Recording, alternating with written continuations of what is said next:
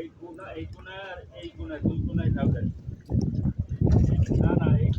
কোনায় হয় আর ওই যে জায়গায় বাদ দেবে ওই জায়গায় যে জায়গা না যে জায়গা মধ্যে কোনাটা না আর এদিক পারবেন না কিনারায় মারবেন আপনি মারলে কিন্তু ওই যে ইসে বাজবে মারছে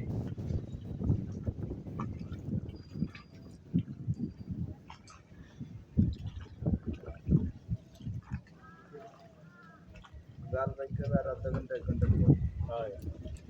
পর হয় পানির মধ্যে মাছটা খাইছে আর এমনি সাইড